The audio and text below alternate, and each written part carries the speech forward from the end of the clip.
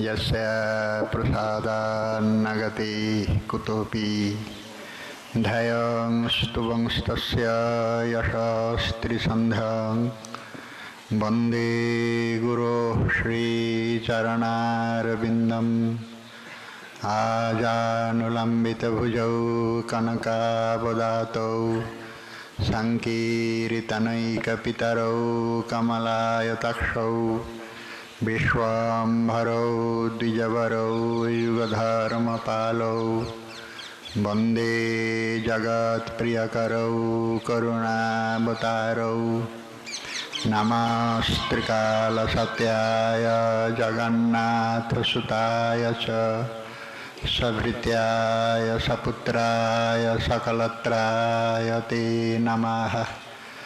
सत्पुण्डरीकाणां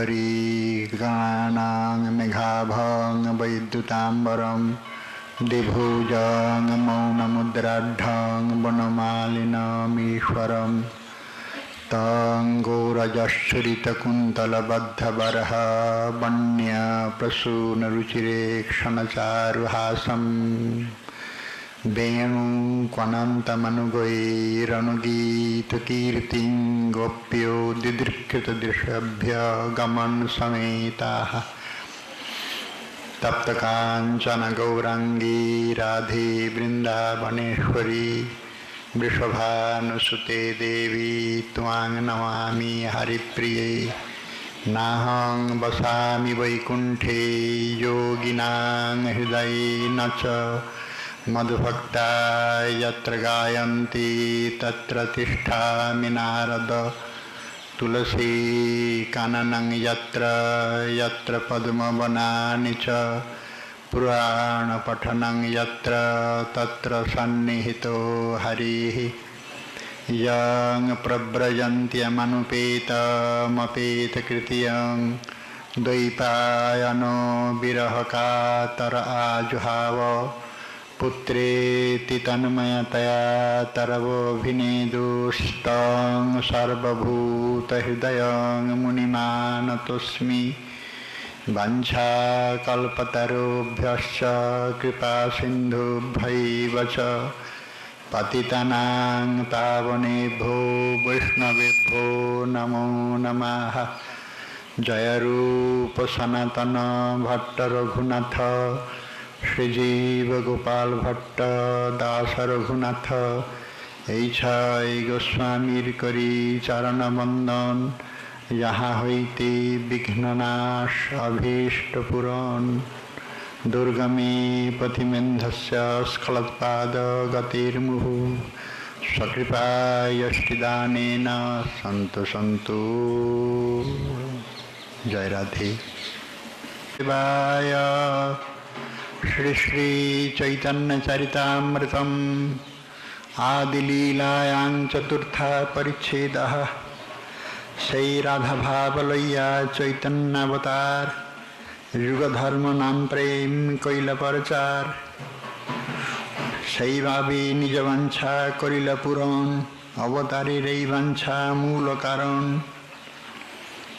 কলিপাবন অবতার শ্রীমন মহাপ্রভুর প্রিয় পরিকর श्री श्री गौड़ीय वैष्णव संप्रदाय आचार्य श्रील कृष्णदास कविराज गोस्वामी ठाकुर विरचित तदीय श्री चैतन्य चरितामृत ग्रंथे आदिलीलार चतुर्थ परिच्छेदेर साथे साक्षात्कार दिच्छे। आमादेर आजकेर साक्षात्कारे सेई राधा भाव लइया चैतन्यावतार যুগধর্ম নাম প্রেম কৈলা পরচার সেই রাধা ভাব লইয়া আমাদের আরাধ্য দেবতা হতেছেন শ্রী শ্রী গৌরাঙ্গ মহাপ্রভু। গৌরাঙ্গ মহাপ্রভু রাধা ভাব নিয়ে এসছেন না, আর একটু বিশেষণ দিয়েছেন, তার কান্তি নিয়েও এসেছেন। ভাব এবং কান্তি দুটিকে নিয়েই তিনি অবতীর্ণ হয়েছেন। এবং কে এসেছেন? এসেছেন স্বয়ং ব্রজ হতে গোবিন্দই এসেছেন। শ্রীকৃষ্ণচন্দ্র এসেছেন, অন্য কেহ নন। আমরা যদি বলি যে গোলকপতি আর কিছু নারায়ণ হলেও হতে পারে, কিন্তু স্বয়ং ভগবান অবতরণ করেন যেই কালে, আর যত অবতার তাতে আসি মিলে, নারায়ণ চতুর্ভুহ মৎস্যাদ্য অবতার, যুগ মন্বন্তর যত আছে আর, সবে আসে কৃষ্ণ অঙ্গে হয় অবতীর্ণ, ওইছে অবতারে কৃষ্ণ ভগবান পূর্ণ। স্বয়ং ভগবান শ্রী গোবিন্দ যদি এই তত্ত্বে অনুষ্ঠিত হন, তাহলে এবং তার যদি অভিন্ন কলেবর শ্রী গৌরাঙ্গ মহাপ্রভু রূপে অবতীর্ণ হন, এতভাবে কলিকালে প্রথম সন্ধ্যায় অবতীর্ণ হইলা কৃষ্ণ আপনে নদিয়ায়। আমাদের বুঝতে একটু অসুবিধা হচ্ছে, এই জন্য গৌরাঙ্গ মহাপ্রভুকে চরিতামৃতকার যেভাবে অঙ্কন করেছেন, সেটা আমাদের বহু কষ্টসাধ্য বিষয়, অনায়াসলভ্য নয়। শ্রী চৈতন্য চরিতামৃতের আগে মহাপ্রভু যেভাবে অঙ্কিত হয়েছিলেন, গোলকপতি কিংবা বৈকুণ্ঠাধিপতি, নারায়ণ, এই সমস্ত বিশেষণের দ্বারা অভিহিত হন। কিন্তু চরিতামৃতকার এক নূতন অভিধান রচনা করেছেন। গৌরাঙ্গ মহাপ্রভুর বিশেষণ এমনভাবে কেহ দেননি। শ্রীরূপচরণের আশীর্বাদ পোষণ করে শ্রী কবিরাজ গোস্বামীপাদ রসরাজ মহাভাব এই বিশেষণ দিয়েছেন। যদিবা রামানন্দ ঠাকুরের অনুভূতিতে তা প্রকৃষ্টরূপে ধরা হয়েছে, কিন্তু এই যথার্থ বিশেষণটি আমরা চৈতন্য ভাগবত পর্যন্ত পাইনি। শ্রী চৈতন্য ভাগবতের যে শেষ পাতার লেখনী, তার প্রথম হতে আরম্ভ করে চৈতন্য চরিতামৃতের ভূমিকা বলা যায়। মানে চৈতন্য ভাগবতে মহাপ্রভুকে যেভাবে দার্শনিক তত্ত্বে নয়, লীলা তত্ত্বে প্রতিষ্ঠিত করেছেন, তত্ত্বে না। সেই জন্য শ্রী চৈতন্য ভাগবত দার্শনিক গ্রন্থ নয়, এটি লীলা সম্বলিত মহাপ্রভুর বিশেষ অঙ্কন হয়েছে, দার্শনিক তত্ত্বে প্রতিষ্ঠিত হননি। আর যতক্ষণ স্বয়ং ভগবান দার্শনিক তত্ত্বে প্রতিষ্ঠিত না হবেন, ততদিন আমাদের কাছে মহাপ্রভুর আরাধনাটা ঠিক যথাযথ হবে না। লীলা তখনই পুষ্ট হয় যদি তত্ত্বের উপরে প্রতিষ্ঠিত হয়। যথার্থ তত্ত্ব প্রতিষ্ঠায় এসেছেন কবিরাজ গোস্বামীপাদের দৃঢ়তর লেখনী। শ্রীরূপচরণ রাধা ভাবদ্যুতি সুবলিতং নৌমি কৃষ্ণ স্বরূপমকে তিনি স্বাম রুচমাবব্রে তদিয়াং প্রকটয়ন সদৈব চৈতন্যাকৃতিরথিতরাং নঃ কৃপয়তু। শ্রীরূপচরণের যে অনুভূতি, সেই অনুভূতিটাই কবিরাজ গোস্বামীপাদ রসরাজ মহাভাব রূপে রাধারানীর ভাব কান্তিকে নিয়ে স্বয়ং গোবিন্দ আসছেন, অন্য কেহ নন। অন্য কেহ নন যদি হয়, তাহলে খুব বিপর্যয় উপস্থিত হবে। আমাদের সামাজিকের চিত্তে কেন মহাপ্রভুর রসধারা প্রতিষ্ঠিত হয় না? না হবার একটাই কারণ হলো কি, আমরা সামাজিক জীব, স্ত্রী পুত্র কুটুম্ব পরিবার সুখ স্বাচ্ছন্দ্য নিয়ে থাকতে ভালোবাসি। অন্তত মর্যাদার গণ্ডিটা রক্ষা করার জন্য চেষ্টা করি। শুদ্ধ সত্য পথে চলে যদি সংসারে থাকতে পারি, তাহলে এর থেকে বুঝি আর পরমার্থ নাই। পরমার্থ বলতে সাধারণ সামাজিক জীব সুখে স্বাচ্ছন্দ্যে সকলকে নিয়ে হেসে হাসিয়ে দিন কাটিয়ে দেওয়া।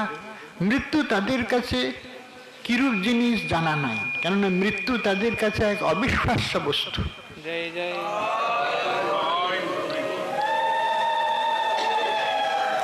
সাধারণ সামাজিককে আপনি কিছুতেই বুঝাতে পারবেন না যে আপনি মরে যাবেন। আশ্চর্য, আমরা যতই ব্যাখ্যাকার হই না কেন, সাধারণের কাছে গিয়ে এই ঘর গৃহস্থ সাধারণ লোকদের কাছে একেবারে খুব দিন দরিদ্র হীন বা অতি উচ্চতর ধনী মানি জ্ঞানী ন্যায় নিষ্ঠ পরায়ণ সামাজিক সংবেদনশীলতায় তারা একেবারে উন্নততর কক্ষায় অবস্থিত আছেন, তাদের কিছুতেই আমরা বুঝাতে পারবো না যে আপনি মরে যাবেন। কত শত ব্যাখ্যা করি নাই কেন, ওটি হবে না। এই অবিশ্বাস্য সংবাদ। এক বৃদ্ধ এই মরমর অবস্থায় তাকেও কিন্তু বোঝানো যাবে না যে তোমার মৃত্যু আসন্ন। বলবতী আশা তার, অনেক দিন বাঁচব। হ্যাঁ, করতলে ভিক্ষা তরুতলে বাস, তদপি না মুঞ্চতি আশা পাস। ও হো হো হো। এতে এই সামাজিকের এই অবস্থাটার আমাদের শাস্ত্রে দুরবস্থা বলেছেন। এই অবস্থাটায় আমাদের শাস্ত্রের দুরবস্থা এই জন্য বলছেন, চিত্তেরই অভিমান নিয়ে ব্রজপথের পথিক হওয়া যায় না। সেই জন্য রামায়ণ গাথাকার বাল্মীকি এবং তুলসীকৃত রামায়ণে যেভাবে রামচরিত্র লিখিত হয়েছে করুণ রসের অবতরণ এবং সেই সঙ্গে মর্যাদার গণ্ডির দ্বারা আবদ্ধ করেছেন রামচরিতের সাথে আমাদের সামাজিকের জীবনচরিত, সেই জন্য খুব মনোগ্রাহী মনস্পর্শী হয়েছে। রামায়ণ সকলের চিত্তকে স্পর্শ করে করুণ রসে সিঞ্চিত করে, অন্তত চোখে জল এনে দেবেই দেবে। করুণ রসের বিতরণ কিনা রামায়ণ আমাদের খুব সুখস্পর্শ ভূমিকা নিয়েছে।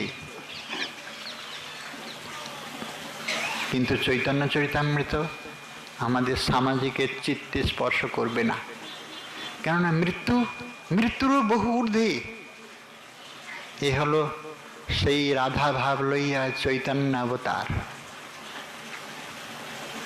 এতই গোপন রহস্যাবৃত রসরাজ মহাভাব মিলিত তনু এই নূতন অভিধানের নূতন বিশেষণ।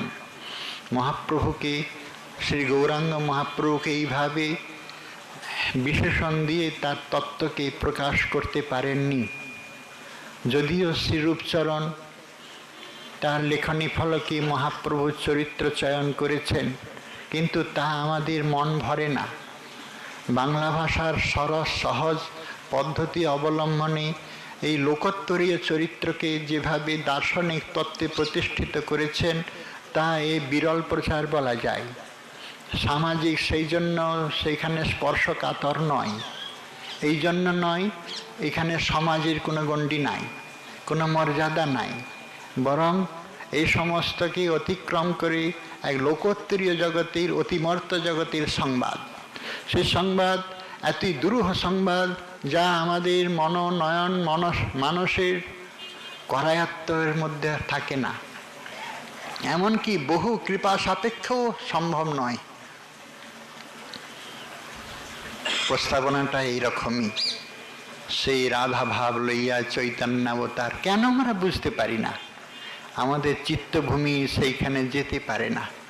তাহলে যাবে কি করে? একমাত্র সদ্গুরু সদ্বৈষ্ণবের তজ্জাতীয় মহাত্মাগণের আশীর্বাদ যদি কেহ পায়, শুভচিন্তনম আমরা বলেছি। শুভচিন্তনের আরেকটু সরস কথা শুনুন। যদি এইখান থেকে কেহ আশীর্বাদ করে কার জন্য, সঙ্গে সঙ্গে সেই শুভচিন্তনের এই আবরণ দিয়ে বেষ্টিত হয়ে যাবেন। এই জন্যই আশীর্বাদ, এই জন্যই গুরুজনের পিতামাতার নিকটে আশীর্বাদ চাওয়া, বা দেবতার মন্দিরে এসে আমরা আশীর্বাদ চাই প্রভু যেন সুখে থাকি। এটা বাইরের কথা, সামাজিকেরা এই কথা বলে। যারা সুখান্বেষী তারা বলে, আমরা তো বলতে পারবো না প্রভু যেমন সুখে থাকি। তবে গুরুজনদের কাছে যখন প্রণাম করি, কি চাইব তা জানি না, তবে তারা আশীর্বাদ দেন। আশীর্বাদের সরসার্থ হল শুভচিন্তনম। আমাদের জীবনযাত্রার সমস্ত পথের কণ্টক যেন উৎপাটিত হয়, সমস্ত বাধা যেন দূরীভূত হয়, আমাদের জীবনযাত্রা সহজ সরল গতিতে প্রবাহিত হয়। এই জন্যই আশীর্বাদ নেওয়া এবং তাদের কাছে আমাদের প্রণাম নিবেদন করা। তাই সামাজিকের চিত্ত এতটুকুতেই সংকল্পিত, এতদূর্ধ্বে যেতে পারে না। এই জন্য সেই রাধা ভাব লইয়া চৈতন্যাবতার চৈতন্য ভগবানের স্বয়ং গৌরাঙ্গ মহাপ্রভুর স্বরূপটা এত কঠিন, এত জটিল, আমাদের কাছে এত জটিলতম, যা দুর্বোধ্য। চরিতামৃতের এইটি হলো সুসংবাদ। এই দুর্বোধ্য বস্তুকে অত্যন্ত সুবোধ্য রূপে, সুষ্ঠু রূপে প্রতিপাদন করেছেন তার বলিষ্ঠ লেখনী ফলক। এত বড় পাণ্ডিত্য, প্রভা, প্রতিভা মহাপ্রভুর চরিত্রের সাথে তার যে দার্শনিক তত্ত্ব এতই দর্শন সম্বলিত, যা বিশ্ববিদ্যালয়ে সুপাঠ্য রূপে আজও বিবেচিত। প্রায় 500 বছর আগে এই বাংলা ভাষায় লিখিত মহান গ্রন্থ আজও সগৌরবে বিশ্ববিদ্যালয়ের পাঠ্য তালিকায় বিষয়ভূত হয়ে আছেন। তাহলে চরিতামৃত কিরকম বস্তু? চৈতন্য চরিতামৃত আমাদের বোধগম্য নয়। কবিরাজ গোস্বামীপাদ বলে দিয়েছেন, শ্রীরূপ রঘুনাথ পদে যারো আস, চৈতন্য চরিতামৃত কহে কৃষ্ণদাস। হ্যাঁ, তুলসীকৃত রামায়ণের শেষ পর্যায়টা বড় বিচিত্র। বাল্মীকি রামায়ণের শেষ পর্যায়ে প্রতিটি অধ্যায়ের শেষটাও বড় বিচিত্র। একটা এমন মধুর ছন্দ তিনি রচনা করেছেন, সে ছন্দেতেই সমস্ত অধ্যায়ের মর্মবাণী পরিস্ফুট হয়েছে। মহাভারতের কথাকার, গাথাকার বা রামায়ণ গাথাকার সেই কাশিরাম দাস বা কীর্তিবাস ওঝা। মহাভারতের উনি কাশিরাম দাস। কাশিরাম দাস কহে শুনে পুণ্যবান। মহাভারতের কথা অমৃত সমান, কাশিরাম দাস কহে শুনে পুণ্যবান। দেখুন, পুণ্যবান লোকেরা শুনে, বড় আশ্চর্য। আমাদের চরিতামৃতের শেষ গাথা কি? শ্রীরূপ রঘুনাথ পদে যারো আস। অত সহজ নয়। পুণ্যবান লোকেরা মহাভারত শুনতে পারে, শোনাতে পারে, কিন্তু রূপ রঘুনাথের চরণে ওই পর্যন্ত যেতে পারবে না, যতই মহাভারতের পাতা উল্টাই না কেন। রূপ রঘুনাথ পদে হইবে আকুতি, কবে হাম বুঝব সেই যুগল প্রীতি। এই যুগল প্রীতি বুঝায় বড় ভার। জয় সনাতন রূপ প্রেম ভক্তি রসকূপ, যুগল উজ্জ্বলময় তনু, যাহার প্রসাদে লোক পাশরিল দুঃখ শোক, প্রকটিল কল্পতরু জনু। প্রেম ভক্তি রসকূপ, কূপের জল যত নেন ফুরাই না। প্রেম ভক্তির সংবাদ যদি নিতে হয়, উজ্জ্বল গীতি যদি নিতে হয়, তাহলে শ্রীরূপ সনাতন রূপ রঘুনাথের চরণ আশ্রয় করতে হবে। সেখানে পুণ্যবান হবার প্রয়োজন নাই। বরং বলেছেন, এই দ্বারে করি বসে ভক্তির প্রসাদ, ব্রজের নির্মল রাগ শুনি ভক্তগণ, রাগ মার্গে ভজে যেন ছাড়ি ধর্ম কর্ম। লোকধর্ম, বেদধর্ম এ সমস্তকে ছেড়ে ব্রজের নির্মল রাগ। তাহলে কত কঠিন প্রস্তাবনা কিনা? খুব কঠিন। আমার তো খুব কঠিন লাগে। এই জন্য লাগে, আমরা সামাজিক জীব, জন্ম মৃত্যুর রহস্য বুঝি না। মৃত্যুর পরে কি হবে তাও বুঝি না। মৃত্যুকে হয়তো একটু বুঝি, ভয়ে কাতর হই। আমার কি আর হবে? বিশ্বাস করি না। যখন হয়েছে তখন বিশ্বাস করেও আর উপায় নাই। যখন যমদূত যখন আমার গলা টিপে ধরেছে, তখন তো বিশ্বাস করতে হবে, তখন তো কিছু করেও উপায় নাই। এ যাবৎ বিশ্বাস করিনি, এখন যমদূত ধরেছে, কি করব এখন? এইবারে বুঝলাম, হ্যাঁ, মৃত্যু বলে একটা জিনিস আছে। এ তো তার অতীত কথা। জন্ম এবং মৃত্যু রহস্যের, অনন্ত জন্মচক্রের রহস্যের বহু ঊর্ধ্বের কথা। আমরা যেন মৃত্যুর অতীত অতি মৃত্যুর পথে। হ্যাঁ, অতি মৃত্যু মানে মৃত্যুকে অতিক্রম করেছি যে পথ, সেই পথ। যত গত্য নিবর্তন্তে অপ্রাপ্য মনসা সহ। যাকে পেলে পর আর পাওয়ার আশা জাগে না, যেখানে গেলে আর আসতে হয় না। জরা জন্ম এই সংস্কার কবলিত সংসার কবলিত সংসারে আসতে হয় না। অতএব চৈতন্য ভগবানের চরিত্রের দার্শনিক তত্ত্বই বড় গভীর, এতই গম্ভীর। রাধা তত্ত্ব তার দ্বারা ভাব বিভলিত এবং কান্তি দ্বারা আচ্ছাদিত। স্বয়ং গোবিন্দ, স্বয়ং রসময় বিগ্রহ মহাভাবের দ্বারা সম্বলিত হয়েছে। এই জন্য রসরাজ মহাভাব দুই মিলে হয়েছেন শ্রী গৌরাঙ্গ মহাপ্রভু। এই বিশেষণটি শ্রীরূপচরণের আশীর্বাদে কবিরাজ গোস্বামীপাদ দিয়েছেন।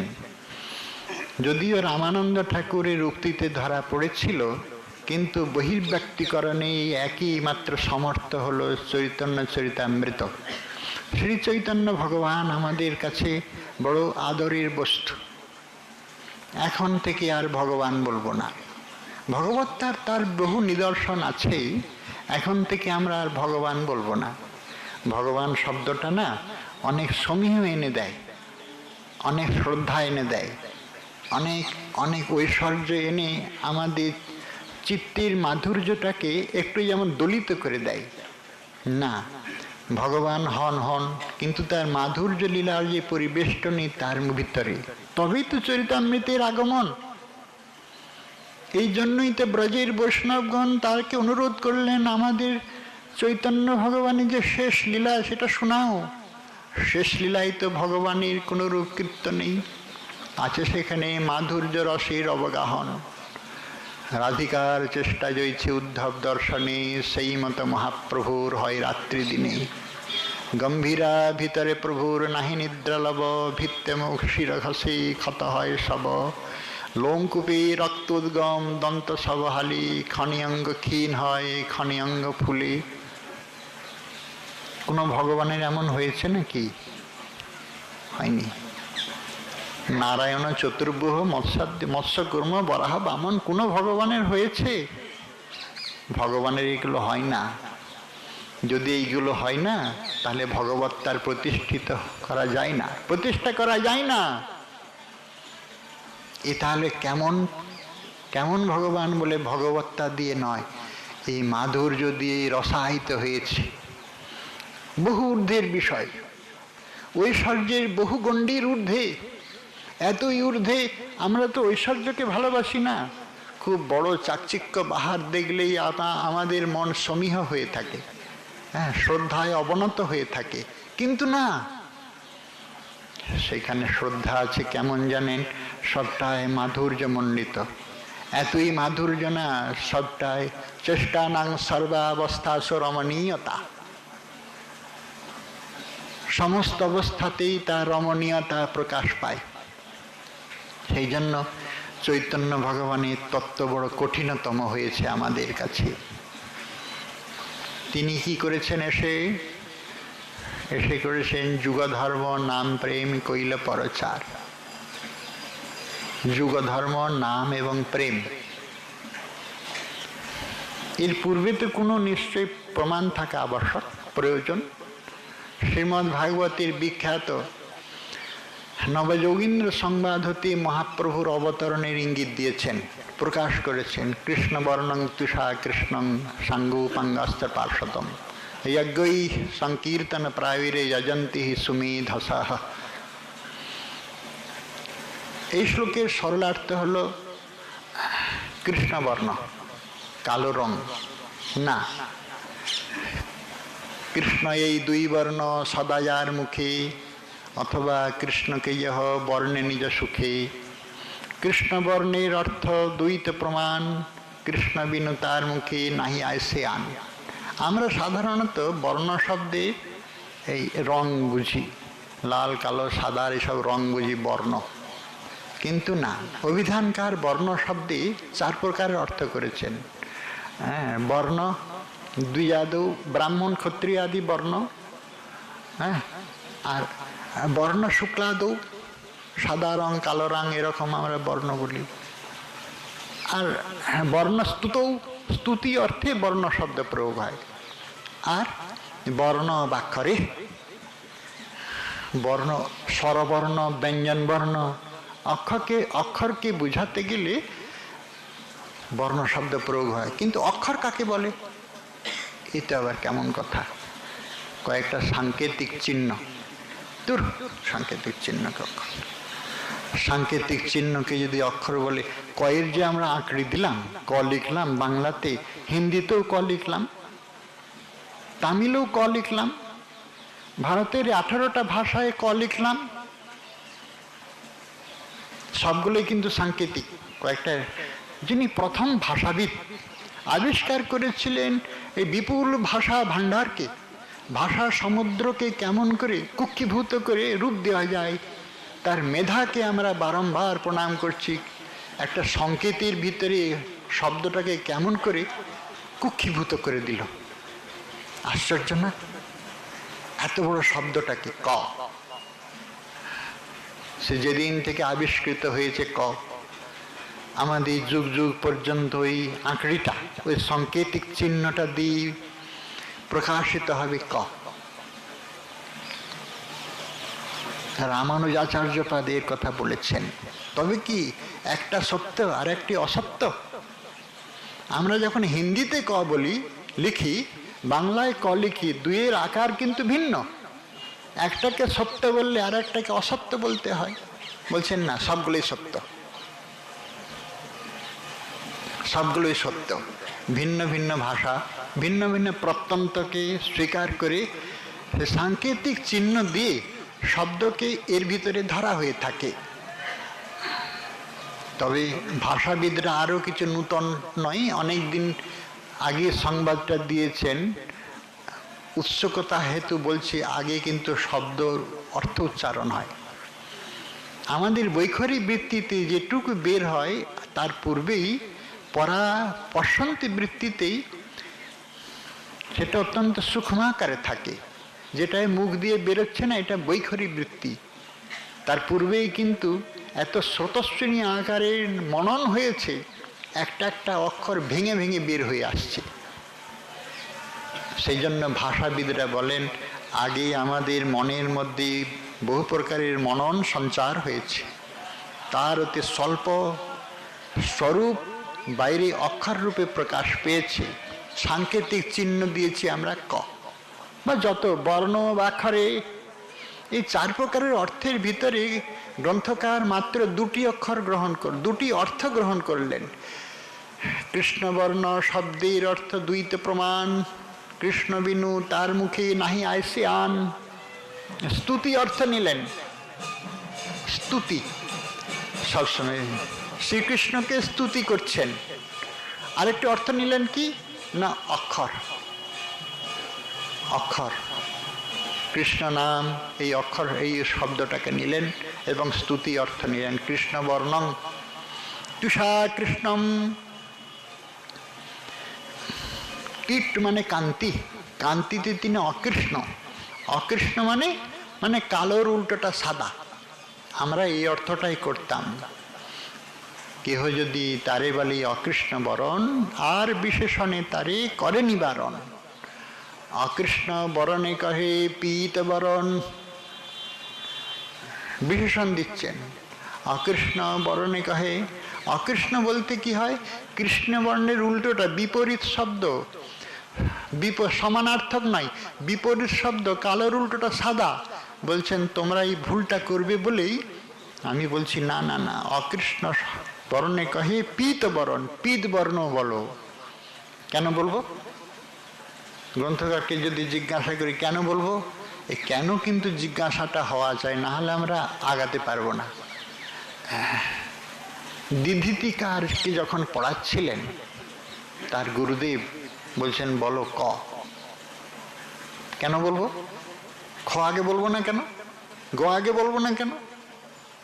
চ আগে বলবো না কেন? আগে কেন ক বলবো? সর্বনাশ! প্রথম থেকেই এত মেধা। তার গুরুদেব হতেছেন সার্বভৌম ভট্টাচার্য, তার শিষ্যই হতেছেন দিধিতিকার। মহাপ্রভুর সমসাময়িক বিখ্যাত ন্যায়াচার্য নৈয়ায়িক রঘুনাথ শিরোমণি মহাপ্রভু ন্যায়শাস্ত্রের টিকা রচনা করে তার সুখের জন্য গঙ্গায় ফেলে দিলেন। আমরা পারবো? ভগবানের পক্ষে সম্ভব। রঘুনাথ শিরোমণি বলছেন, প্রভু এই আপনার যদি শাস্ত্র প্রতিষ্ঠিত হয় আমার কেহ পড়বে না, তাই ফেলে দিলেন জলে। সেই রঘুনাথ শিরোমণি, তার বাল্য শিক্ষায় এরকম বলা আছে, কেন বলবো ক, কেন বলবো খ, জিজ্ঞাসা চাই। প্রতিটি চরিতামৃত অনুধ্যান করতে গেলে প্রতিটি শব্দের সাথে চিন্তা করতে হবে, কেন এটা হলো, এটার জায়গায় অন্য কিছু হলে হতো না। এই কেন জিজ্ঞাসাটা চাই, কিন্তু নাহলে কিন্তু আমরা অনুধ্যান করতে পারবো না। ধ্যানের পরে ধ্যান, অনুধ্যান এই জন্য বলছি, অনুশীলন বলছি না, অনুধ্যান। ধ্যান হলো চিত্তের সাথে আমাদের মনন ক্ষমতা একটা গাঢ় অভিনিবেশ, গাঢ় আবেশ। কেন এ জিজ্ঞাসাটা হওয়া চাই। আমরা তো গ্রন্থকারকে বললাম না, আমরা বলবো না। অকৃষ্ণ বরণে কহে পীত বরণ বলবো না, শ্বেত বরণ বলবো, কালোর উল্টোটা সাদা বলবো। বলছে না গো, সাদাটা হলো সৌভাগ্য, শান্তির চিহ্ন, শান্তির স্বরূপ। শ্বেত সাদা, শুভ্র, শান্তি, হ্যাঁ, সদা সুখ, শান্তির স্বরূপ হলো সাদা বর্ণ। আর পীত বর্ণটা কেমন জানো? পীত বর্ণটা হলো অনুরাগের চিহ্ন। অনুরাগিনী রাধারানীর ভাবময়ী চেষ্টার তার যে পীত বর্ণ বহিঃস্ফুট হয়েছে, সেই জন্যই তো কান্তি দিয়ে, মানে স্বাম রুচম আবব্রে তদিয়াং প্রকটয়াম, রাধারানীর কান্তি দিয়ে ঢাকা হয়েছে। সেই কান্তিটি হলো পীত বর্ণ, স্বর্ণ গৌরী। রাধারানীর একটি নাম দিচ্ছেন স্বর্ণ গৌরী। গৌরী মানে গোরা রং, স্বর্ণ লাখবানো যেন হেম, সোনাকে পুড়িয়ে পুড়িয়ে একেবারে উজ্জ্বল করে তার মধ্যে যেটুকু খাদ আছে সেটুকুকে বের করে। এই জগতে তো আর দৃষ্টান্ত নাই, আমাদের জগতে স্বর্ণ ভালো সোনা নাই, নীলোকে ভালো সোনা নাই। এর থেকে উন্নত সোনা কি আছে জানেন? জাম্বুনত হেম। সোনার অনেকগুলো নাম, তাম্রস, হ্যাঁ, স্বর্ণ, সুবর্ণ, হেম, হাটক। আমরা যে সোনা ব্যবহার করি এর নাম স্বর্ণ। আমাদের পৃথিবীতে এটাই শ্রেষ্ঠ সম্পদ, সোনাই আমাদের অলঙ্কার। কিন্তু দেবলোকে দেববধূদের যে অলঙ্কার, সুরসুন্দরীদের অলঙ্কার, সেটা জাম্বুনত হেম। সেই জন্যই চরিতামৃতকার এক জায়গায় লিখেছেন, নিত্য শুদ্ধ কৃষ্ণ প্রেম যেন জাম্বুনত হেম, সেই প্রেম নীলোকে না হয়। ওই জাম্বুনত হেম আমাদের এই লোকে নাই। তার যে ঔজ্জ্বল্য সেটা বলা যাবে না, কিরকম ঔজ্জ্বল্য, কিরকম তার চাকচিক্য বাহার। গন্ধর্ব লোকে গিয়েছিলেন বিখ্যাত পরিব্রাজক আচার্য প্রমোদ কুমার চট্টোপাধ্যায়, সোনার কথা লিখেছেন। গন্ধর্ব লোকের গন্ধর্ব সুন্দরীরা কেমন করে সোনা পড়ে, সোনার যে বাহার কি বলে তাকানো যায় না, এরকম সোনা। স্বর্ণ গৌরী, তাহলে রাধারানীর অঙ্গকান্তিটা কেমন হবে? আমাদের এই জগতের সোনার মতো না। তবে কি জাম্বুনত হেম সুরসুন্দরীদের সোনার মতো? বলে না। কৃষ্ণ অনুরাগিনী রাধারানীর অনুরাগীর ছটা শুধুমাত্র কথঞ্চিত দৃষ্টান্ত দিয়ে আমাদের বোঝানো হতেছেন স্বর্ণ গৌরী। সেই জন্য পীত বরণ, শ্বেত বরণ নয়। মহাপ্রভুর অঙ্গকান্তি এইরূপ। প্রত্যক্ষ দেখা তপ্ত কাঞ্চনের দ্যুতি, যাহার ছটায় নাশে অজ্ঞান তমস্ততি। যা বাবা, সোনা থাকলে তার ছটাটা থাকেই বটে, কিন্তু এই মহাপুরুষের শ্রীঅঙ্গ তপ্ত কাঞ্চনের দ্যুতি মানে ছটা বিকিরণ হতেছে। তাতে কি হবে? যাহার ছটায় নাশে অজ্ঞান তমস্ততি।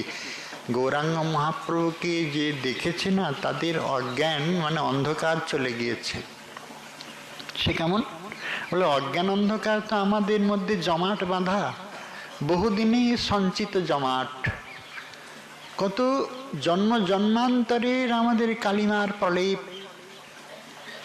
নিজের সুখ সাধনায় স্বার্থপরতার এই পথিক চলেছি চলেছি চলেছি। অজ্ঞান তমের নাম কহিয়ে কৈতব, ধর্ম অর্থ কাম মোক্ষ বাঞ্ছা আদি সব, তার মধ্যে মোক্ষ বাঞ্ছা কৈতব প্রধান, যাহা হইতে কৃষ্ণ ভক্তি হয় অন্তর্ধ্যান।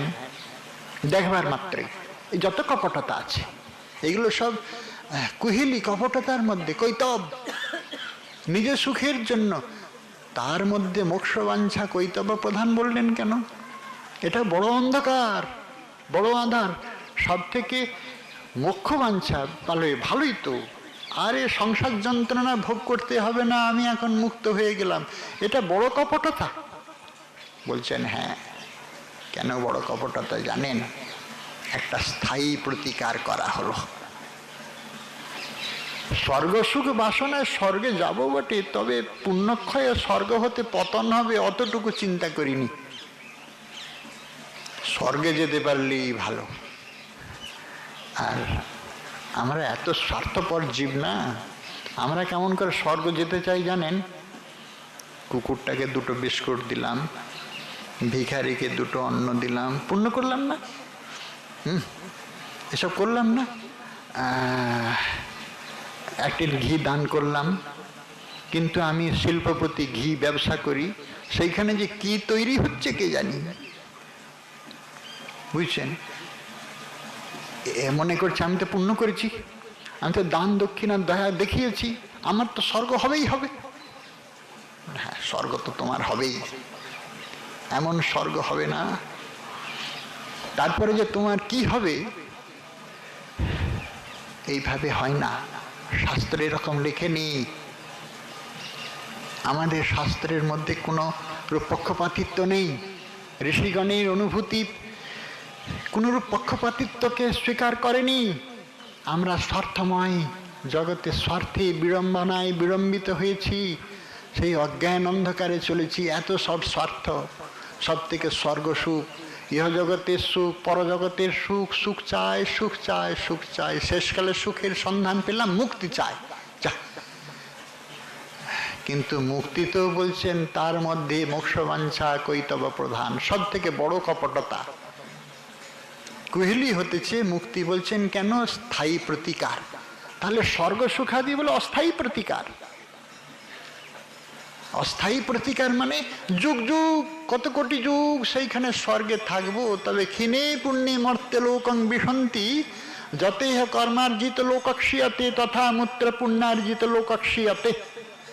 আমাদের যেমন এখানে কর্মের দ্বারা উপার্জিত যা কিছু নষ্ট হয়ে যায়, পরলোকে স্বর্গেও পুণ্যের দ্বারা উপার্জিত যতক্ষণ পুণ্য ততক্ষণই তো, তারপরে পতিত হতে হবে।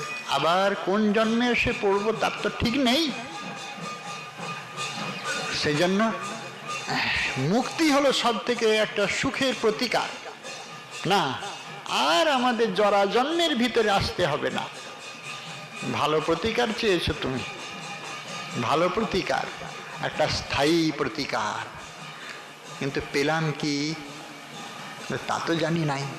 আমি নিজের সুখে, ওইখানে আর কোনো যন্ত্রণা নাই, জন্ম মৃত্যু দুঃখ আমাকে স্পর্শ করতে পারবে না, একটা স্থায়ী প্রতিকার পেলাম তো। আচ্ছা, হলো না, হয়নি, তোমার নির্বাচনটা ভুল হয়ে গিয়েছে। হ্যাঁ, মুক্তিতে কিছু নাই গো। তোমার যে পরিচয় মুক্তিতে নয়, সেবাতে তোমার পরিচয়। তুমি সেবা করে যে সুখ পাবে, মুক্তি পেয়ে সে সুখ পাবে না। মুক্তি আমরা চাই না। একটা সহজ কথা শোনাতে চাই, মুক্তি চাই না বলছি বটে, স্বর্গ চাই না বলছি বটে, কিন্তু স্বর্গে যে কি আছে তা আমরা দেখিনি। যদি স্বর্গে একবার যেতাম না, তাহলে চাইবো কি না চাইবো তখন চিন্তা করব। বলছি বটে এটা চাই না, ওটা চাই না, ওই চাই না, কিন্তু যদি একবার হাতে পাই তাহলে একবার দেখতে পাই কেমন হয়। এইসব আমাদের মানে উড়ানো কথা বলি আর কি, পাখিদের যেমন শেখায় না ওইরকম শেখানো কথা। স্বর্গ চাই না, ওই চাই না। হ্যাঁ, শেষকালে বলছেন প্রভু তুমি আমার সব পিতা, তমেব মাতা তমেব পিতা বলেছেন না, থেকে বলছে শেষকালে জয় জগদীশ হরে, বলছেন সুখ সম্পদ ঘরে আবে। আরে সর্বনাশ, জয় জগদীশ হরে করতে করতে সুখ সম্পদ ঘরে আসছে কি গো? কি আশ্চর্যের কথা! কিরকম বলুন তো? জয় জগদীশের কাছে ভগবান তখন কি করবেন? ঠিক আছে তুই চা, পাথর হয়ে তো আমি আছি, আরো বড় পাথর, আরো কঠিন পাথর হয়ে আছি, কিচ্ছু কথা বলবো না। পাথর, নিরেট পাথর হয়ে গেছে, কিচ্ছু বলবে না, সাড়া দিবে না। মনে এক কথা, মুখে আর এক কথা। তুমি আমার পিতা মাতা, আমার শস্য সম্পদ, চাইলে কি সুখ সম্পদ ঘরে আসবে যেমন। বাহ, এই হলো। যদি একবার স্বর্গে যেতে পারতাম তাহলে চাইতাম কিনা আমি জানি নাই। এইখানের জগতের সুন্দরীদের মোহিত হই, আর সুরসুন্দরীদের দেখে যে কি হই তা তো জানবো না। এইখানের মুক্তির স্বাদ আমরা পাইনি, আর যদি যথার্থ মুক্তির স্বাদ পেতাম তাহলে যে কি হতো তা জানি নাই। সেই জন্য বলছেন এইগুলো খুব ভেবে চিন্তে কথা বলতে হবে, আমি সত্যি সত্যি চাচ্ছি কিনা। রাধারানীর কিঙ্করী হতে গেলে জগতের যা কিছু একেবারে সুখ সম্পত্তি যা কিছু আছে, চাহিদা বাসনা কামনা একেবারে নির্মেষ পুড়িয়ে ছাই করে দিতে হবে। আমি বেঁচেও বেঁচে নাই, মরে গেছি, আমার কোনরূপ সত্তা নাই। কেননা আমাদের মৃত্যুর পরে কোনো রাস্তা নাই, কোথায় যাব বলতে পারবো না। যদি ধূমধাম গতি হয়, রাস্তা নাই, ধোঁয়াচ্ছন্ন, এতই ধূম্রাচ্ছন্ন কোনো রাস্তা নাই, কোন দিকে যাব? আর যদি দেবযান গতি হয় তাহলে দিব্যলোকে দিব্যধামে প্রস্থান হয়, এদের সংখ্যা প্রায়শ হয় না। মহান যোগীগণ, মহান জ্ঞানীগণ, পরিনিষ্ঠিত চিত্তগণ আর পরম ভক্তগণ সবই ধূম্রযান গতিতে, মানে দেবযান গতিতে। আর যদি রাধা কৈঙ্কর্যের আশ্রয় নিই তাহলে একটা ভরসা আছে। কি ভরসা আছে জানেন? রাধারানী চরণ চিন্তা করতে করতে যদি মরণটা হয় না, তাহলে ভরসা আছে আমি ওই পর্যন্ত যেতে পারবো আগামী জন্মে। একটা তো পেলাম। এক মহাত্মার নির্জন সময়, তিনি শ্রীকুণ্ড তটেই থাকতেন। তখনকার শ্রীকুণ্ডের প্রাকৃতিক পরিস্থিতি বড়ই মধুময়। তা ওনার নির্জন, প্রায়শ সকলেই অন্তর্মনা থাকতেন ওনার নির্জনের সময়। তার শিষ্যরা যা কিছু ছিল হরিনাম করছে, ঝাঁঝ ঘন্টা বাজিয়ে হরিনাম। সারাটা জীবনই তো সেই অন্তর্মনা হয়ে রইল রাধারানীর চরণ চিন্তন করে। হ্যাঁ, রাত্রি দিন চিনতে রাধা কৃষ্ণের চরণ। সেবককে বলছে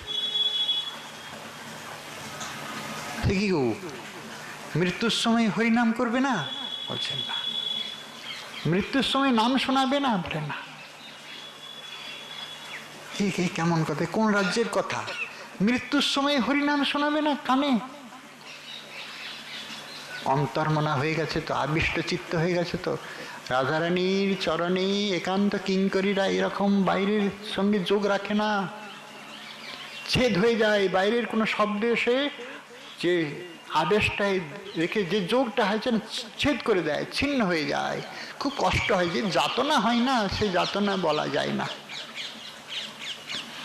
যারা স্মরণাঙ্গ সাধনে ব্রতী হয়েছেন তারা যে গভীর আবেশে কোন স্তরে চলে গেছেন, আর তাদের কানের কাছে যদি ঝাঁঝ বাজে, ঘন্টা বাজে না, তাদের খুব যন্ত্রণা হয়।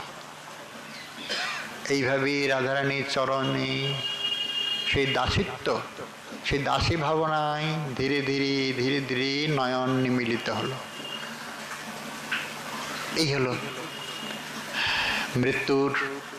মৃত্যুর জন্য ভয় নেই। তখন রাজা পরীক্ষিতকে যখন ব্রজলীলা শোনালেন, তারপরে বলছেন, গুরুদেব আর আমার কোনো ভয় নেই। যদি আমরা কোনো রকমই মনটাকে সংযত করি, মন সংযত ততক্ষণই হবে বাইরের যদি কোনো চাহিদা না থাকে। অন্তরের অন্তর্নিহিত রাধারানীর চরণের একান্ত দাস্য কামনায়, বড় দাস্য কামনায় যদি কেহ তার চরণে নিরন্তর চিন্তায় জীবন ব্যতীত করে, মৃত্যুর পরে, মানে আমাদের মৃত্যু শব্দটা দিচ্ছি এই জন্য যে হবেই তো, তার জন্য বিভীষিকাময় নয়। মৃত্যু আমাদের ক্ষণে ক্ষণেই হয়। যখনই দেহেতে আমরা এসে আসক্ত হই তখনই মৃত্যু হয়। প্রকৃত আমাদের সত্তা হলো নিজের স্বরূপের অভিমানে আবিষ্ট হওয়া। সেখান থেকে যেই আমরা দেহেতে এসে গেলাম, সঙ্গে সঙ্গে মৃত্যু হয়ে গেল। হ্যাঁ, সঙ্গে সঙ্গে মৃত্যু হয়ে গেল। না, এরকম না। তাহলে একটা আশা ভরসা থাকবে, কিছু পাবো। স্বয়ং গৌরাঙ্গ মহাপ্রভু এটা দিয়ে গেছেন। এটাই হলো অনর্পিত চরি করুণার মহাদান। জীব এরকম করে পেতে পারবে না। এত কঠিন সাধন বিষয়, সাধ্যাতীত বিষয় পারবে না। এই জন্য প্রত্যক্ষ দেখাহ তপ্ত কাঞ্চনের দ্যুতি, যাহার ছটায় না সেই অজ্ঞানতম স্তুতি। সমস্ত অজ্ঞান অন্ধকার চলে গেল। গৌরাঙ্গ মহাপ্রভুকে যে দেখেছে না, তার অজ্ঞানতা চলে গেছে। অজ্ঞানতা মানে কে আমি, কেন মরি, যারে তাপত্র, ইহা না কহিলে প্রভু কইছে হিত হয়। আমাদের যে জৈবিক আবরণ আছে, অন্নময় কোষাদি আছে, জৈবিক আবরণ, এত তার আবেশ, জন্মার্জিত কালচক্রেতে আমরা আবিষ্ট হয়ে আসছি। এই অজ্ঞান অন্ধকারের ঘূর্ণিপাকের মধ্যে ঘুরতে ঘুরতে যদি সৌভাগ্যক্রমে এই যুগে এই সময়ে গৌরাঙ্গ মহাপ্রভুকে যারা দেখতে পেয়েছে, তাদের অজ্ঞান অন্ধকার দূর হয়েছে, সব উদ্ধার হয়ে গেল। বলে হ্যাঁ, সব ব্রহ্মাণ্ডের সব। বলছেন হ্যাঁ, সব। প্রভু যে পথেতে যায়, যে গ্রামেতে স্থিতি, সেই গ্রামের সব লোকের হইলা কৃষ্ণ ভক্তি। কেহ যদি তার মুখে শুনে কৃষ্ণ নাম, তার মুখে আন শুনে, তার মুখে আন, সবে হাসি কাঁদে নাচি, প্রেমরসে ভাসি। এই মতো বৈষ্ণব হইল সেই সব দেশে। সব বৈষ্ণব হয়ে গেছে। বৈষ্ণব শব্দের অর্থ বিষ্ণু দেবতা অস্যা। আমাদের ব্যাকরণ শাস্ত্রে এরকম নির্বচন লিখেছেন, বিষ্ণু যার দেবতা তিনি হলেন বৈষ্ণব। সূত্র হলো শাস্য দেবতা। বৈষ্ণব শব্দের এটি হলো শব্দগত অর্থ। বৈষ্ণব শব্দের পারিভাষিক রসাল অর্থ হলো সবসময় রাধা গোবিন্দের চরণে পরমাসক্ত হয়ে থাকবেন। বাইরের চিহ্ন প্রয়োজন, বাইরের পোশাকটাও দরকার, একটা অভিমান আসে। কেননা যা তা আমি করতে পারবো না, সেই জন্য একটা সবসময় নিরন্তর নিজের ইষ্টের চরণে মনটা সংযত হয়ে থাকবে, মনটা লেগে থাকবে। এ হলো বৈষ্ণবের বিশেষ লক্ষণ। বহিরঙ্গা লক্ষণ তো আমরা বললাম, এটা চিহ্ন মাত্র। তবে কি জানেন, আমাদের শাস্ত্রে এরকম বলা আছে, যত অন্যায় অপকর্ম হয়েছে সাধুর রূপ ধরে। সেই জন্য এখন ভারত সরকারের নিয়মে সাধুদের উপরে নজর পড়ে গেছে খুব বেশি। আমি অল্প দিন আগে কিছু জায়গায় গিয়েছিলাম, বলছেন আমার গোফার ভিতরে একজন সিবিআই অফিসার এসে উপস্থিত। বাবা তোমার কুটিয়া দেখেগা। না দেখলো, সর্বনাশ, আমার কুটিরে গোফার ভিতরে থাকি বা কি, একটা লোটা আর একটা কম্বল, দুটো কম্বল থাকবে কি না?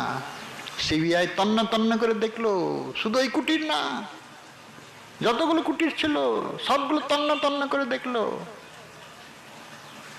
কেননা এই একটাই সুযোগ। এখন এই সাধুদের বেশ ধরে যদি আক্রমণ করা যায়, আর রাবণ যদি ওই বেশে না আসতো না, তাহলে সীতাহরণ হতে পারত না। বুঝছেন? যত অপকর্ম হয় এই রূপ ধরে।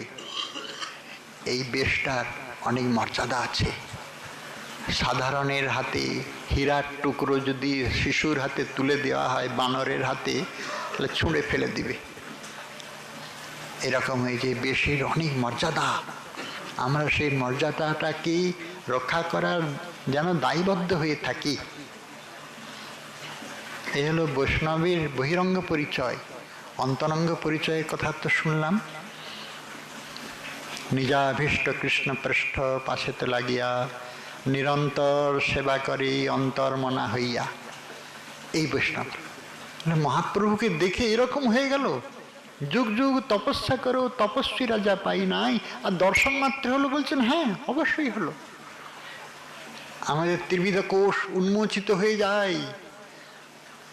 যাহার ছটায় নাশে অজ্ঞান তমস্ততি, সমস্ত অজ্ঞান অন্ধকার দূর হয়ে যায়। এরকম আমাদের মাধুর্যমণ্ডিত শ্রী ভগবান স্বয়ং গৌরাঙ্গ মহাপ্রভু রাধা ভাব লইয়া কইল অঙ্গীকার, যুগধর্ম নাম প্রেম কইল পরচার। রসরাজ মহাভাব রূপে আমরা পেলাম। এইবার যুগধর্ম, নাম এবং প্রেম। যুগধর্ম হলো নাম, এই যুগের ধর্ম হলো হরিনাম। কলিযুগের ধর্ম হরিনাম করা। মহাপ্রভু নিজে এটা প্রকট করেছেন। তার আগে কিন্তু হরিনাম প্রচার ছিল না। হরিনাম 4 যুগের সত্য, সনাতন, সনাতন। কিন্তু আগে ঋষিগণ ভাবতেন যে যাগ যজ্ঞ করে, বহু তপস্যা তিতিক্ষা সমাধি লাভ করে যা পাওয়া যায় না, একমাত্র হরিনাম করে তা লাভ হয়।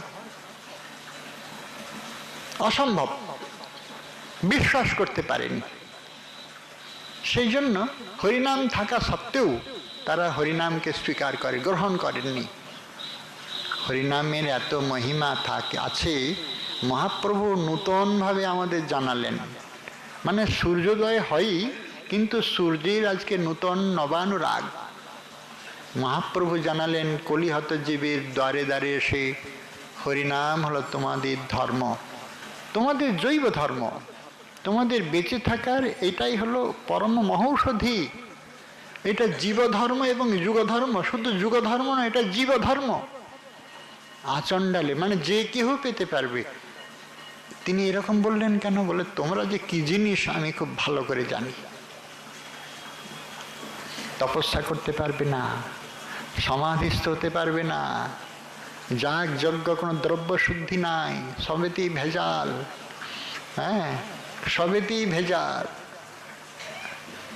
এমন ভেজাল, তুলসীর মালা তো এক প্রাচীন বৈষ্ণব বলছেন এটা খাঁটি তুলসী। খাঁটি তুলসী মানে ওই ওই ওই গাঁটিটাকে ধরে বুঝে এটা খাঁটি তুলসী। বাকিগুলো খাঁটি হোক কি না হোক ওটা তো নয়। দ্রব্যে এত ভেজাল না, সবেতেই ভেজাল। দ্রব্য শুদ্ধি নাই বলে যজ্ঞ হবে না। তার উপরে ব্রাহ্মণ যদি যজ্ঞ করে, আর একটু ব্রাহ্মণের একটু মন্ত্রশুদ্ধি খুব অপেক্ষা রাখে। মন্ত্রহীন স্বরত বর্ণত বা, মন্ত্র যদি ঠিক ঠিক উচ্চারিত না হয় তাহলে কি হবে? উল্টো ফল হয়ে যাবে বিপরীত। যথেন্দ্র শত্রু স্বরত অপরাধাত সবাক বজ্র যজমানং হিনস্তি। যজমানকে হত্যা করবে। বৃত্রাসুরকে হত্যায় করে বসলো ইন্দ্র। কিন্তু ত্বষ্টা ঋষির আহুতিতে তা তো নয়। তিনি বলছেন ইন্দ্র শত্রু বিবরধস্ব মা চিরঞ্জহি বিদ্বেষণ। কোথায় শব্দের উচ্চারণ ভুল হয়ে গিয়েছে। ইন্দ্র যে শত্রু, তার বৃদ্ধি হোক। কিন্তু হবে কি, ইন্দ্রের শত্রু ষষ্ঠী তৎপুরুষের পরিবর্তে হয়ে গেছে বহুব্রী সমাস। উচ্চারণের ভেদে সমাস ভেদ হয়ে গেছে, ফলও ভিন্ন হয়ে গেল, ফল ভিন্ন হলো। ইন্দ্র মরবে কি, বৃত্রাসুর মরে বসলো। স্বরত অপরাধাৎ, স্বর উচ্চারণের কণ্ঠ, স্বরের অপরাধ মানে স্বরিত উচ্চারণ, উদাত্ত অনুদাত্ত স্বরিত ত্রিবিধ স্বরের কোনটা কোথায় উচ্চারণ হবে, এগুলো খুব বৈদিক ব্যাকরণ আছে, শিক্ষা আছে, পাণিনীয় শিক্ষা আছে, তাতে উচ্চারণ শিখতে হয়। যেমন তেমন উচ্চারণ করলে বেদ মন্ত্র নষ্ট হয়ে যায়, ভ্রষ্ট হয়ে যায়। শুধু তাই নয়, আমাদের শ্রীমদ্ ভাগবতের প্রতিটি শ্লোকই মন্ত্রাত্মক এবং মূর্তি দিয়ে সুগঠিত। যেমন তেমন উচ্চারণ করলে এই শ্লোকের যে সারস্য থাকে না। আর সব থেকে আমাদের দুঃখ কি, বাঙালিদের উচ্চারণ খুব ভালো না। সব থেকে ভালো উচ্চারণ উত্তর ভারত, তার থেকেও ভালো উচ্চারণ হলো দক্ষিণ ভারতে। তাদের খুব স্পষ্ট উচ্চারণ। উচ্চারণে আমাদের ভালো নয় কেন? আমাদের ভালোভাবে শেখানো হয়নি, প্রথমেই ভুল করে শেখানো হয়েছে। যখন আমাদের বর্ণ পরিচয় হয়, অ আ হ্রস্বই দীর্ঘই, এইখানেই ভুল হয়ে যাচ্ছে। কিন্তু লিখবে কিন্তু দীর্ঘই, কিন্তু উচ্চারণ করছে দীর্ঘই। এই দেশে তা উচ্চারণ নয়, অ আ ই ই উচ্চারণই বুঝিয়ে দিচ্ছে এটা দীর্ঘ। কিন্তু আমাদের প্রথম বর্ণ পরিচয় হচ্ছে কি, হ্রস্বই দীর্ঘই, ব্যাস। আমরা তো দীর্ঘটাকে এমনি ভুল করে বসলাম, উচ্চারণেই ভুল করে বসলাম। তার ফলস্বরূপ হলো কি, যখন উচ্চারণ করতে আসলাম দীর্ঘ উচ্চারণ করতে আর পারলাম না, সারা জীবনেও পারলাম না। দীর্ঘ হ্রস্ব ই উ কিছুতেই উচ্চারণ হলো না বাঙালির। সেই জন্য শ্লোক উচ্চারণে বড় ভুল হয়ে যায়। এই কথা হিন্দুস্তানি পণ্ডিতেরা আমাদের বলে। বাঙালিকা উচ্চারণ ঠিক নেই। অন্তেই অনুস্বারং দদাতি দিবঙ্গিয়া, বলছেন কি, অনেক অনেক দোষের কথা বলে। অবশ্য তাও ঠিক, একেবারে যে ভুল তা তো নয়। শেষকালে ব্রাহ্মণের মন্ত্র অশুদ্ধি, বলে না শুদ্ধ ব্রাহ্মণ উচ্চারণ কর, শুদ্ধ উচ্চারণ করবে এমন ব্রাহ্মণ যজ্ঞ হবে তো? বলছে হবে না, যদি মন অশুদ্ধি থাকে সব শেষ হয়ে গেল। তাহলে তো যজ্ঞ হলো না, বলে হলো না। কলিযুগে এই জন্য যজ্ঞ শুদ্ধ নয়, সিদ্ধও নয়। যাগ যজ্ঞ, দান ধ্যান তপস্যা, বুঝছেন? আর দানে তো যে কি কলহ সে তো জানেনি। দানে কলহ হয়, খুব কলহ হয়। বাল্মীকি রামায়ণে এই কথা আছে, দাতা আছে গ্রহিতা নাই। অযোধ্যার বর্ণনা করছেন বাল্মীকিকার, বলছে সকলেই দাতা, কেহ গ্রহিতা নাই, মানে ভিক্ষুক কে, দিন দরিদ্র ভিক্ষুক কেহ নেই, সকলেই দাতা। বলছে চোর নাই, সবই ধনী উদার, ঘর কেউ বন্ধ করে না, সকলেই সত্যবান, সকলেই বীর, সকলেই মহান চেতা, সকলেই মহাশয়, কেউ ক্ষুদ্র বুদ্ধি নয়, সকলেই সাধু। এরকম অবস্থানে আসছেন সনাতন আত্মা, এরূপ বর্ণনা আছে। ফল এখন বিপরীত। সেই সময় আর এই সময় আমাদের দানি কলহ। এখন দাতার থেকে গ্রহিতা অনেক বেশি, কলহ হতে হবেই। দানে কলহ, তপস্যায় অসন্তোষ। এই হরিনাম করলাম, এটা ফল পেলাম না এখনো, অসন্তোষ। দয়াতে হিংসা, হিংসার কথা আর করবার নাই, দয়াতে হিংসা, এসব আছে। মহাপ্রভু দেখলেন এদের দ্বারা কিচ্ছু হবে না, কলিহত জীবের দ্বারা কিচ্ছু হবে না। যুগ ধর্ম নাম প্রেম কইল পরচার। তোরা যে বাবা কিছু করবি, দান ধর্ম তপস্যা ত্যাগ তিতিক্ষা কিচ্ছু করতে পারবি না, তোদের মন একেবারে মলিন। প্রভু তাহলে আমরা কি একেবারে দূর ছাই? এইরকম মলিন হয়েই থাকবো? বলছে না, তোদের একটা উদ্ধারের উপায় আমি করে দিচ্ছি, হরিনাম কর।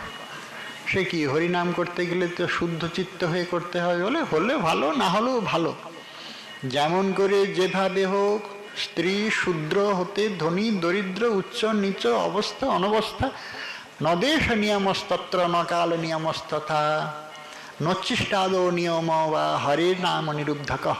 যে যেখানে পারে, সূচি অসুচি, যস্মরেত পুণ্ডরীকাক্ষং সবাহ্যাভ্যন্তরং শুচি।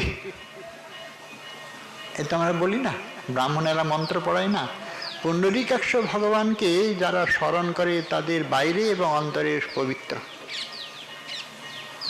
তাহলে তো আমরা বাইরের থেকে এসে হাতে পায়ে ধুলি লেগে আছে মন্দিরে যেতে পারি, পুণ্ডরীকাক্ষ গোবিন্দকে একটু স্মরণ করে গোবিন্দের মন্দিরে যেতে পারি।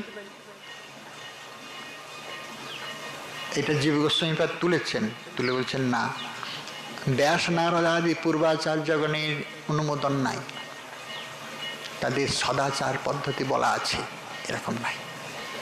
ওইটা ওই মন্ত্রটা ওইখানে প্রয়োগ হবে না, ওইটা আছে বলেই ওইটাকে স্মরণ করে আমি একবারে যেমন তেমন চলে গেলাম, তা হবে না। কিন্তু হরিনামের ক্ষেত্রে কোনো বাধা নাই, হরিনামের ক্ষেত্রে কোনো বাধা নাই। এবারে পতিত দুর্গত আতুর থেকে আরম্ভ করে সুস্থ অসুস্থ ধনী দরিদ্র, এইরকম অবস্থা। মহাপ্রভু এরকম সহজ সুব্যবস্থা ধর্মের আচরণ কোনো দেবতা দিতে পারেনি। কোনো অবতরণ এসে মানুষের গায়ে এসে এমন করে সহজ সুন্দরভাবে বলতে পারেনি, বলেননি। তার ফলস্বরূপ হলো কি, সেই সময় ব্রহ্মাণ্ডের যাবতীয় জীব উদ্ধার হয়ে গেল, সব উদ্ধার হয়ে গেল। পতিত দুর্গত বলে কেহ রইল না, সকলেই ব্রজপথের পথিক হয়ে গেল। তাহলে আমরা কোত্থেকে আসলাম? আমাদের পুরুষানুক্রমিক তো অনেক দূর থেকে, অনেক, আমরা তো কোনো না কোনো গোত্রে এসেছি। কেউ ভারদ্বাজ গোত্রীয়, কেউ কাশ্যপ গোত্রীয়, এসব গোত্রীয়। দেখুন, এই গোত্রগুলোর খুব মর্যাদা আছে। আমাদের পূর্বপুরুষরা এই ভরদ্বাজ ঋষির থেকে এসেছেন, জন্মসূত্রে প্রবর সূত্রে এসেছেন। সেই জন্য আমাদের রক্তে ঋষিদের রক্ত, মহাত্মাগণের রক্ত। আর এখন যে বিবাহ পদ্ধতি ওই রকম না, বিজ্ঞানসম্মত হওয়া উচিত। রক্তের যে বিশ্লেষণ, কন্যা এবং পুত্রের, কন্যা এবং বরের দুইয়ের রক্তের বিশ্লেষণ করে বিজ্ঞানসম্মতভাবে যদি তাদের বিবাহ সংস্কার হয়, এটাই শাস্ত্রীয় মর্যাদা। তাহলে হবে কি, ওদের থেকে জন্মসূত্রে যে সন্তান হবে সে হবে পুষ্ট। সবটাই কিন্তু বিজ্ঞানসম্মত। আমাদের ঋষিদের মহাবাণী সবগুলোই উন্নততর বিজ্ঞান, এতই উন্নততর বিজ্ঞান যে আমরা সেখানে যেতে পারছি না এখনো। ওনারা যা বলে গেছেন, আগের ঋষি মহাত্মাদের, আমাদের পূর্বপুরুষরা, তাহলে 500 বছর আগে কি হয়েছিল বলে সব উদ্ধার। আমরা কোথা হতে আসলাম বলে অন্য কোনো ব্রহ্মাণ্ড হতে এসে উপস্থিত হয়েছি। তখন না হলো জন্ম এবে দেহ কিবা কর্ম, মিছা মাত্র ফিরি দেহ ভার। মানে মহাপ্রভুর যখন প্রেম প্রচার হতেছে সেই সময় যদি আসতাম তাহলে তো কাজ হয়ে যেত। আমরা এসেছি একটা অনেক পরে, তবে পরে হলেও সূর্যাস্তের পরে কিছুটা আলো থেকে যায়। মহাপ্রভুর অন্তর্ধানের পরেও এখনো কিছু আলো আছে, এইটাই হলো এখন বড় আশ্বাসের পরিচয়। আলোটা কোথা হতে আসছে অনুসন্ধান নিয়ে ব্রজের পথে রূপ সনাতনের চরণে এসে যদি উপস্থিত হতে পারি, তবেই হবে সা কাষ্ঠা সা পরাগতি। যুগ ধর্ম নাম প্রেম কইল পরচার। এখন নাম এবং প্রেম প্রচার মহাপ্রভু কিভাবে করবেন জীব উদ্ধার কল্পে, মহাপ্রভুর আশীর্বাদ হলে এটা আমরা আগামীকাল আসবো।